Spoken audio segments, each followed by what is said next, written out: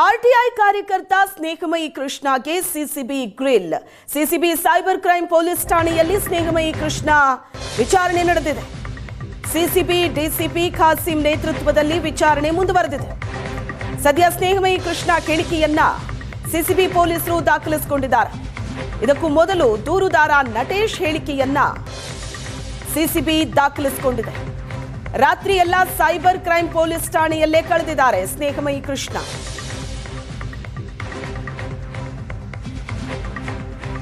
ಸದ್ಯ ಸ್ನೇಹಮಯಿ ಕೃಷ್ಣ ಹೇಳಿಕೆಯನ್ನ ಸಿಸಿಬಿ ಪೊಲೀಸರು ದಾಖಲಿಸಿಕೊಂಡಿದ್ದಾರೆ. ಬುಡಾ ಪ್ರಕರಣದ ದೂರುದಾರ ಸ್ನೇಹಮಯಿ ಕೃಷ್ಣ. ಆರ್ಟಿಐ ಕಾರ್ಯಕರ್ತ ಸ್ನೇಹಮಯಿ ಕೃಷ್ಣಗೆ ಸಿಸಿಬಿ ವಿಚಾರಣೆ ನಡೆಸಿದೆ. ಸೈಬರ್ ಕ್ರೈಮ್ ಠಾಣೆಯಲ್ಲಿ ವಿಚಾರಣೆಯನ್ನ ಎದುರಿಸ್ತಾ ಇದ್ದಾರೆ ಸ್ನೇಹಮಯಿ ಕೃಷ್ಣ. ಹೇಳಿಕೆಯನ್ನ ಸಿಸಿಬಿ ದಾಖಲಿಸಿಕೊಂಡಿದೆ.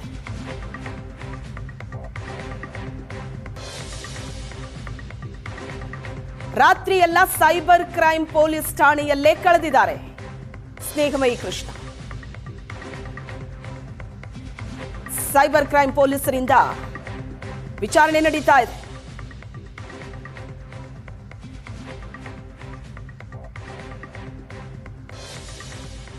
ಬುಡಾ ಪ್ರಕರಣದ ದೂರುದಾರ ಸ್ನೇಹಮಯಿ ಕೃಷ್ಣ ಅರೆಸ್ಟ್ ಆಗಿದ್ದಾರೆ. ಸಿಸಿಬಿ ಅಧಿಕಾರಿಗಳ ವಿಚಾರಣೆಯನ್ನ ಎದುರಿಸ್ತಾ ಇದ್ದಾರೆ.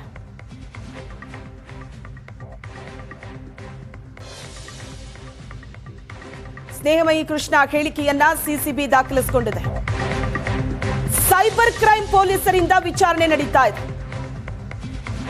ಆಡಿಯೋ ಬಗ್ಗೆ ತಡರಾತ್ರಿವರೆಗೂ ಸಿಸಿಬಿ ವಿಚಾರಣೆ ನಡೆಸಿತು. ಎಷ್ಟೇ ಪ್ರಶ್ನೆ ಕೇಳಿದ್ರು ತಾವು ಮಾಡದಂತ ಆರೋಪಕ್ಕೆ ಸ್ನೇಹಮಯಿ ಕೃಷ್ಣ ಬದ್ಧರಾಗಿದ್ದಾರೆ.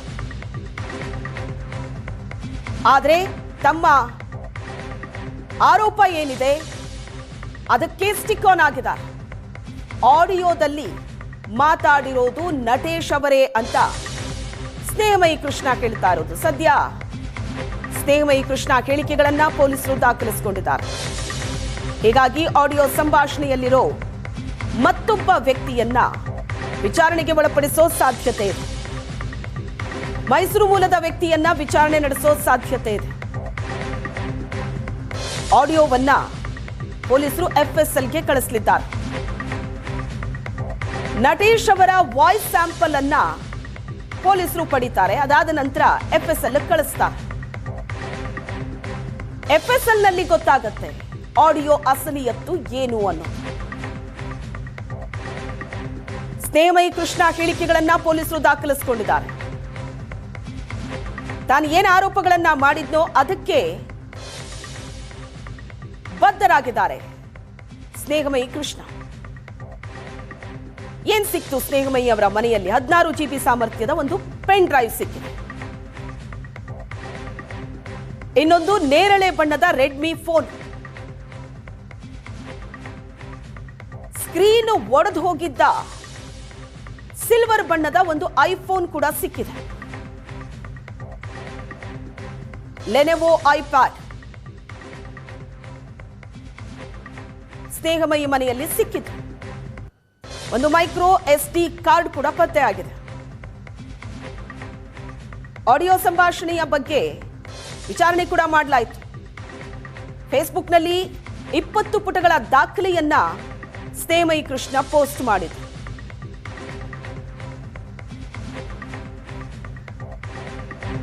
ಸಿಸಿಬಿ ಪೊಲೀಸರಿಂದ ಸ್ನೇಹಮಯಿ ಕೃಷ್ಣ ಅರೆಸ್ಟ್ ಆಗಿದೆ. ವಿಚಾರಣೆ ನಡೀತಾ ಇದೆ. ಮೈಸೂರು ಮೂಲದ ವ್ಯಕ್ತಿಯ ವಿಚಾರಣೆ ನಡೆಸೋ ಸಾಧ್ಯತೆ ಇದೆ.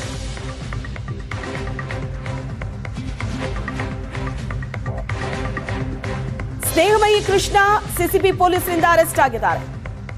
ಅರೆಸ್ಟ್ ಆದ ನಂತರ ಸ್ನೇಹಮಯಿ ಕೃಷ್ಣ ಮನೆ ತಲಾಶ್ ಮಾಡಲಾಯಿತು. 2 ಮನೆ ಹಾಗೂ 1 ಕಚೇರಿ, 3 ಕಡೆ ಸರ್ಚ್ ಮಾಡಿದ್ರು. ನೆನ್ನೆ ಮಧ್ಯಾಹ್ನ 2:30ರಿಂದ ಸಂಜೆ 6:30 ತನಕ ಸರ್ಚಿಂಗ್ ನಡೆದಿದೆ. ಸ್ನೇಹಮಯಿ ಕೃಷ್ಣ ಮನೆಯಲ್ಲಿ ಸಿಸಿಬಿಗೆ ಸಿಕ್ಕಂತ ದಾಖಲೆ ಏನು? ಎಲ್ಲ ದಾಖಲೆಗಳ ವಿವರ ಏಷ್ಯಾನೆಟ್ ಸುವರ್ಣ ನ್ಯೂಸ್ಗೆ ಲಭ್ಯ ಆಗಿದೆ. ಏನೇನು ಸಿಕ್ತು ಅಂತ ನಿನ್ನೆ 2:30ರಿಂದ ಸಂಜೆ 6:30 ತನಕ ಸ್ನೇಹಮಯಿ ಕೃಷ್ಣ ಅವರ 2 ಮನೆ, 1 ಕಚೇರಿ, 3 ಕಡೆ ಪರಿಶೀಲನೆ ಮಾಡಿದ್ರು. ಆಗ ಸಿಸಿಬಿ ಕೈಗೆ ಸಿಕ್ಕಂತಹ ದಾಖಲೆಗಳು ಏನೇನು? ಈ ಬಗ್ಗೆ ಹೆಚ್ಚಿನ ಡೀಟೇಲ್ಸ್ ಅನ್ನ ಕೊಡ್ತಾರೆ ನಮ್ಮ ಪ್ರತಿನಿಧಿ ಪ್ರಜ್ವಲ್ ಸಂಪರ್ಕದಲ್ಲಿದ್ದಾರೆ. ಪ್ರಜ್ವಲ್, ರಾತ್ರಿ ಇಡೀ ಸಿಸಿಬಿ ಅಧಿಕಾರಿಗಳು ವಿಚಾರಣೆ ನಡೆಸಿದ್ದಾರೆ. ಎಷ್ಟೇ ಪ್ರಶ್ನೆ ಕೇಳಿದ್ರು, ತಾವೇನು ಆರೋಪ ಮಾಡಿದ್ರೋ ಅದಕ್ಕೆ ಸ್ಟಿಕ್ ಆನ್ ಆಗಿದ್ದಾರೆ ಸ್ನೇಹಮಯಿ ಕೃಷ್ಣ. ಮತ್ತೊಂದು ಕಡೆ ಅವರ ಮನೆ ಸರ್ಚ್ ಮಾಡಿದಂತ ಸಂದರ್ಭದಲ್ಲೂ ಒಂದಷ್ಟು ವಸ್ತುಗಳು ಸಿಕ್ಕಿದೆ. ಸದ್ಯಕ್ಕೆ ನಿನ್ನೆಯಿಂದ ಈ ಕ್ಷಣದ ತನಕ ಏನೆಲ್ಲ ಬೆಳವಣಿಗೆಗಳು ಆಗ್ತಾ ಇದೆ? ಶ್ವೇತಾ, ಮೂಡಾ ಪ್ರಕರಣದ ದೂರುದಾರರಾಗಿರುವಂತಹ ಸ್ನೇಹಮಯಿ ಕೃಷ್ಣ ಅವರನ್ನ ಸಿಸಿಬಿ ಸೈಬರ್ ಕ್ರೈಮ್ ಪೊಲೀಸರು ಈಗಾಗಲೇ ವಿಚಾರಣೆಯನ್ನು ಕೂಡ ನಡೆಸಿರುವಂತದ್ದು. ನಿನ್ನೆ ರಾತ್ರಿ ಇಡೀ ಅವರ ವಿಚಾರಣೆಯನ್ನು ನಡೆಸಿದ್ದಾರೆ. ಆ ಸಂದರ್ಭದಲ್ಲಿ ಸ್ನೇಹಮಯಿ ಕೃಷ್ಣ ಅವರು ಸ್ಪಷ್ಟವಾಗಿ ಒಂದು ವಿಚಾರವನ್ನು ಹೇಳ್ತಾ ಇದ್ದಾರೆ. ಆ ಒಂದು ಆಡಿಯೋ ಏನಿದೆ ಅದು ನಟೇಶ್ ಅವರಿಗೆ ಸಂಬಂಧಪಟ್ಟಿದ್ದು. ಅದರಲ್ಲಿ ಯಾವುದೇ ರೀತಿಯ ಸುಳ್ಳು ಕೂಡ ಇಲ್ಲ. ನನಗೆ ಬಂದಂತಹ ಮಾಹಿತಿಯನ್ನು ನಾನು ಅದರಲ್ಲಿ ಹಾಕಿದ್ದೇನೆ ಹೊರತು ನನಗೆ ಬೇರೆ ಯಾವುದೇ ಉದ್ದೇಶ ಕೂಡ ಇರಲಿಲ್ಲ ಅನ್ನುವಂಥ ಒಂದು ಮಾತನ್ನ ಕೂಡ ಈಗಾಗಲೇ ಪೊಲೀಸರ ಮುಂದೆ ಹೇಳ್ತಾ ಇರುವಂಥದ್ದು. ಇದಕ್ಕೆ ಸಂಬಂಧಪಟ್ಟಂತೆ ಸಿಸಿಬಿ ಸೈಬರ್ ಕ್ರೈಮ್ ಪೊಲೀಸರು ಕೂಡ ಆ ಒಂದು ಆಡಿಯೋವನ್ನು FSLಗೆ ಕಳಿಸಬೇಕಾಗುತ್ತೆ. FSLಗೆ ಕಳಿಸಿ ಅಲ್ಲಿ ಪರೀಕ್ಷೆಯನ್ನು ಕೂಡ ನಡೆಸಬೇಕಾಗುತ್ತೆ. ಕಾರಣ ಏನು ಅಂತ ಹೇಳಿದ್ರೆ, ನಟೇಶ್ ಅವರ ಧ್ವನಿ ಸ್ಯಾಂಪಲ್ ಅನ್ನು ಕೂಡ ಇಲ್ಲಿ ಪಡಿಬೇಕಾಗುತ್ತೆ. ಅದನ್ನ FSLಗೆ ಕಳಿಸಿ ಅದನ್ನ ಮ್ಯಾಚ್ ಮಾಡುವಂತ ಒಂದು ಪ್ರಯತ್ನವನ್ನ ಮಾಡ್ತಾರೆ. FSL ರಿಪೋರ್ಟ್ ನಲ್ಲಿ ಆ ಧ್ವನಿ ಹಾಗೆ ಆಡಿಯೋದಲ್ಲಿ ಇರುವಂತಹ ಧ್ವನಿ ಎರಡು ಒಂದೇ ಅನ್ನುವಂಥದ್ದು ಏನಾದರೂ ರಿಪೋರ್ಟ್ ಬಂದ್ರೆ ಖಂಡಿತವಾಗಿಯೂ ಕೂಡ ಇದರಲ್ಲಿ ಅವರೇ ಮಾತನಾಡಿದ್ದಾರೆ ಅನ್ನುವಂಥದ್ದು ಕೂಡ ಸ್ಪಷ್ಟವಾಗ್ತಾ ಹೋಗುತ್ತೆ. ಆದರೆ ಇಲ್ಲಿ ನಟೇಶ್ ಅವರು ಒಂದು ಆರೋಪವನ್ನ ಮಾಡಿ ದೂರನ್ನು ಕೊಟ್ಟಿರುವಂಥದ್ದು, ಆ ಒಂದು ಆಡಿಯೋ ನನ್ನದಲ್ಲ, ಮಾನಹಾನಿಯನ್ನ ಮಾಡುವಂತಹ ಉದ್ದೇಶದಿಂದಾಗಿ ಆ ಒಂದು ಆಡಿಯೋವನ್ನ ಹಾಕಲಾಗಿದೆ ಅನ್ನುವಂಥ ಒಂದು ದೂರನ್ನು ಕೊಟ್ಟಿದ್ರು. ಈ ಹಿನ್ನೆಲೆಯಲ್ಲಿ ನೋಟಿಸ್ ಅನ್ನ ಕೊಟ್ಟು ಸ್ನೇಹಮಯಿ ಕೃಷ್ಣ ಅವ್ರನ್ನ ಈಗಾಗಲೇ ವಿಚಾರಣೆ ಕೂಡ ಮಾಡ್ತಾ ಇರುವಂಥದ್ದು. ಇನ್ನೂ ಕೂಡ ಹಿರಿಯ ಅಧಿಕಾರಿಗಳಲ್ಲಿ ಈ ಒಂದು ಪ್ರಕರಣಕ್ಕೆ ಸಂಬಂಧಪಟ್ಟಂತೆ ಅಧಿಕಾರಿಗಳು ಚರ್ಚೆಯನ್ನು ಕೂಡ ಮಾಡ್ತಾ ಇದ್ದಾರೆ. ಅಂದ್ರೆ ಇವರನ್ನ ಸ್ಟೇಷನ್ ಬೇಲನ್ನು ಕೊಟ್ಟು ಕಳಿಸಬಹುದಾ ಅಥವಾ ನ್ಯಾಯಾಲಯದ ಮುಂದೆ ಹಾಜರುಪಡಿಸಬೇಕಾ ಅನ್ನುವಂಥದ್ದು ಕೂಡ ಸ್ವಲ್ಪ ಗೊಂದಲದಲ್ಲಿದ್ದಾರೆ. ಒಂದೊಮ್ಮೆ ಸ್ಟೇಷನ್ ಬೇಲನ್ನು ಕೊಟ್ಟು ಕಳಿಸಿದ್ರೆ ಅವರಿಗೆ ನೋಟಿಸ್ ಅನ್ನು ಕೊಟ್ಟು ಕಳಿಸ್ತಾರೆ. ಅನಂತರದಲ್ಲಿ ಮತ್ತೆ ವಿಚಾರಣೆಗೆ ಅವರನ್ನು ಕರೆಯುವಂತ ಒಂದು ಸಾಧ್ಯತೆಯೂ ಕೂಡ ಇರುತ್ತೆ. ಆದರೆ ಇಲ್ಲಿ ಸ್ಟೇಷನ್ ಬೇಲ್ ಕೊಡುವಂಥದ್ದು ಸಾಕಷ್ಟು ಕಡಿಮೆ ಅಂತಾನೆ ಹೇಳ್ಬೋದು. ನ್ಯಾಯಾಲಯದ ಮುಂದೆ ಹಾಜರುಪಡಿಸಿ ಅನಂತರದಲ್ಲಿ ಅವರನ್ನ ಮತ್ತೆ ಕಸ್ಟಡಿಗೆ ಕೇಳುವಂತಹ ಒಂದು ಸಾಧ್ಯತೆಯೂ ಕೂಡ ದಟ್ಟವಾಗಿದೆ ಅಂತಾನೆ ಹೇಳ್ಬೋದು. ಹಿರಿಯ ಅಧಿಕಾರಿಗಳ ಜೊತೆ ಈ ಬಗ್ಗೆ ಚರ್ಚೆಯನ್ನು ಕೂಡ ಈಗಾಗಲೇ ಪೊಲೀಸರು ನಡೆಸ್ತಾ ಇರುವಂಥದ್ದು. ಇಂದು 9 ಗಂಟೆಯ ನಂತರದಲ್ಲಿ ಒಂದು ಸ್ಪಷ್ಟವಾದಂತಹ ಒಂದು ಚಿತ್ರಣ ಇದೆ, ಅದು ಸಿಗುತ್ತೆ ಅಂತಾನೆ ಹೇಳ್ಬೋದು. ಈ ಒಂದು ಪ್ರಕರಣಕ್ಕೆ ಸಂಬಂಧಪಟ್ಟಂತೆ ಗಮನಿಸ್ತಾ ಹೋದ್ರೆ ಇಲ್ಲಿ ಸ್ನೇಹಮಯಿ ಕೃಷ್ಣ ಅವರೇನಿದ್ದಾರೆ, ಅವರು ನಟೇಶ್ ಅವರ ಮಾನಹಾನಿಯನ್ನ ಮಾಡುವಂತಹ ಉದ್ದೇಶದಿಂದಾಗಿ ಒಂದು ಫೇಕ್ ಆಡಿಯೋವನ್ನ ಕ್ರಿಯೇಟ್ ಮಾಡಿ ಅವರೇ ಪೋಸ್ಟ್ ಮಾಡಿದ್ದಾರೆ ಅನ್ನುವಂಥ ಒಂದು ದೂರನ್ನು ಕೂಡ ಇಲ್ಲಿ ದಾಖಲಿಸಲಾಗಿತ್ತು. ನಿನ್ನೆ ಮಧ್ಯಾಹ್ನದ ವೇಳೆಗೆ ನೋಟಿಸ್ ಅನ್ನ ಕೊಟ್ಟು ಪೊಲೀಸರು ಕೂಡ ಇವರನ್ನ ವಶಕ್ಕೆ ಪಡೆದಿದ್ರು. ಅದರಲ್ಲೂ ವಿಚಾರಣೆಯನ್ನ ಕೂಡ ನಡೆಸಿರುವಂಥದ್ದು. ಆ ಸಂದರ್ಭದಲ್ಲಿ ಅವರು ಕೊಡ್ತಾ ಇರುವಂತಹ ಹೇಳಿಕೆ ಏನಿದೆ ಅದು ಸ್ಪಷ್ಟವಾಗಿದೆ. ನಾನು ಯಾವುದೇ ಕಾರಣಕ್ಕೂ ಕೂಡ ನಕಲಿ ಆಡಿಯೋವನ್ನ ಹಾಕಿಲ್ಲ, ನಾನು ಏನು ನಟೇಶ್ ಅವರು ಮಾತನಾಡಿರುವಂತಹ ಒಂದು ಆಡಿಯೋವನ್ನೇ ಹಾಕಿದ್ದೇನೆ ಅನ್ನುವಂಥದ್ದನ್ನು ಕೂಡ ಅವರು ತಿಳಿಸ್ತಾ ಇದ್ದಾರೆ. ಹಾಗಾಗಿ ಆ ಒಂದು ಹೇಳಿಕೆಯನ್ನು ಕೂಡ ಈಗಾಗಲೇ ದಾಖಲಿಸಿಕೊಂಡಿರುವಂಥದ್ದು. ನಿನ್ನೆ ರಾತ್ರಿಯಿಂದ ಆ ಬಗ್ಗೆ ವಿಚಾರಣೆ ಮಾಡುವಂತಹ ಒಂದು ಕೆಲಸವನ್ನು ಕೂಡ ಮಾಡಿದ್ದಾರೆ. ಇನ್ನು ಅವರ ಮನೆಯ ಮೇಲೆ ಸರ್ಚ್ ವಾರೆಂಟ್ ಅನ್ನು ಪಡೆದು ದಾಳಿಯನ್ನು ಕೂಡ ಮಾಡಲಾಗಿತ್ತು. ಆ ಸಂದರ್ಭದಲ್ಲಿ ಸಿಕ್ಕಂತಹ ಯಾವ ಮೆಮೊರಿ ಕಾರ್ಡ್ ಇರ್ಬೋದು, ಮೊಬೈಲ್ ಇರ್ಬೋದು, ಇವೆಲ್ಲವನ್ನು ಕೂಡ ಈಗಾಗಲೇ ವಶಕ್ಕೆ ಪಡೆಯುವಂತಹ ಒಂದು ಕೆಲಸವನ್ನ ಮಾಡಿದ್ದಾರೆ. ಆ ಒಂದು ವಶಕ್ಕೆ ಪಡೆದಂತಹ ವಸ್ತುಗಳೇನಿರುತ್ತೆ ಅದೆಲ್ಲವನ್ನ ಕೂಡ ಪರಿಶೀಲನೆ ಮಾಡಲಾಗುತ್ತೆ. ಹಾಗೆ ಅವನ್ನ ಕೂಡ FSLಗೆ ಕಳುಹಿಸುವಂತಹ ಒಂದು ಕೆಲಸವನ್ನ ಮಾಡ್ತಾರೆ.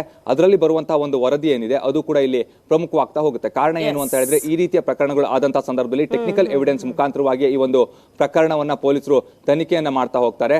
ಟೆಕ್ನಿಕಲ್ ಎವಿಡೆನ್ಸ್ ಏನಿರುತ್ತೆ ಅಂದ್ರೆ ಈಗ ಒಂದು FSL ನ ರಿಪೋರ್ಟ್ ಆಗಿರ್ಬೋದು ಅಥವಾ ಅವರು ಅಲ್ಲಿ ಸಿಕ್ಕಂತಹ ಒಂದು ಮೆಮೊರಿ ಕಾರ್ಡ್ ಆಗಿರ್ಬೋದು, ಮೊಬೈಲ್ ಆಗಿರ್ಬೋದು, ಇವೆಲ್ಲವನ್ನ ಕೂಡ ರಿಟ್ರೀವ್ ಮಾಡುವಂತಹ ಒಂದು ಕೆಲಸವನ್ನ ಮಾಡ್ತಾರೆ. ರಿಟ್ರೀವ್ ಮಾಡಿದಂತಹ ವೇಳೆಯಲ್ಲಿ ಯಾವ ದಾಖಲೆಗಳು ಸಿಗುತ್ತೆ ಅನ್ನೋದನ್ನ ಕೂಡ ಅವರು ಚಾರ್ಜ್ ಶೀಟ್ ನಲ್ಲಿ ಉಲ್ಲೇಖವನ್ನ ಮಾಡಬೇಕಾಗುತ್ತೆ.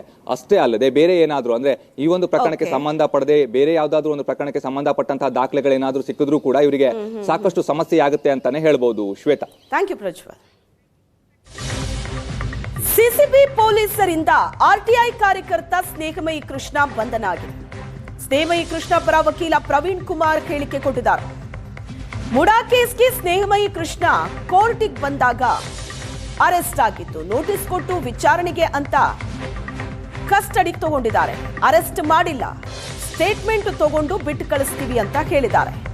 ಜಡ್ಜ್ ಮುಂದೆ ಹಾಜರುಪಡಿಸಿದ್ರೆ ಕಾನೂನು ಹೋರಾಟ ಮಾಡ್ತೀವಿ ಅಂತ ಸ್ನೇಹಮಯಿ ಕೃಷ್ಣ ಪರ ವಕೀಲರಾದ ಪ್ರವೀಣ್ ಕುಮಾರ್ ಹೇಳಿಕೆ ಕೊಟ್ಟಿದ್ದಾರೆ. ದೂರದಾರರಾಗಿದ್ದ ಸ್ನೇಹಮಯಿ ಕೃಷ್ಣ ಅವರು ಇವತ್ತು ಎಂತಂದರೆ PCR 28/24 ಒಂದು ಸೆಕ್ಷನ್ ಅಬ್ಜೆಕ್ಷನಿಗೆ ಒಂದು ಸ್ಪೆಷಲ್ ಜನಪ್ರತಿನಿಧಿ ನ್ಯಾಯಾಲಯದಲ್ಲಿ ಒಂದು ಅಬ್ಜೆಕ್ಷನಿಗೆ ಒಂದು ಹಿಯರಿಂಗ್ ಇತ್ತು. ಅವ್ರು ಬಂದ ಸಂದರ್ಭದಲ್ಲಿ ಇವರು ಆ ಕೋರ್ಟ್ ಆವರಣದಲ್ಲೇ ಬಂದುಬಿಟ್ಟು ಅಲ್ಲೇ ನೋಟಿಸ್ ಕೊಟ್ಟು ಅಲ್ಲೇ ಅವರಿಗೆ ವಿಚಾರಣೆಗೆ ಅಂತ ಹೇಳಿ ಕಸ್ಟಡಿಗೆ ತಗೊಂಡು ವಿಚಾರಣೆ ಮಾಡ್ತೀವಿ ಅಂತ ಹೇಳಿದ್ದಾರೆ.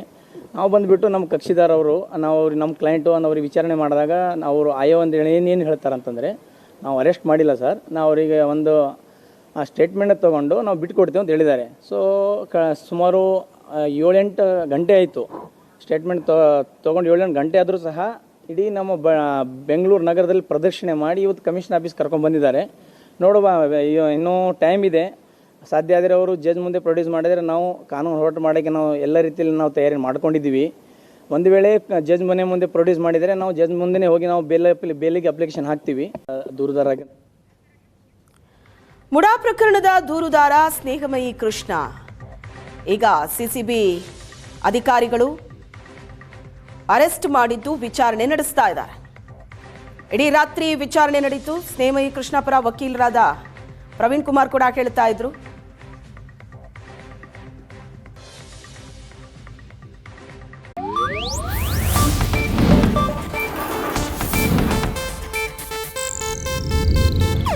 ಇದು ಏಷ್ಯಾನೆಟ್ ನ್ಯೂಸ್ ನೆಟ್ವರ್ಕ್ ಪ್ರಸ್ತುತಿ.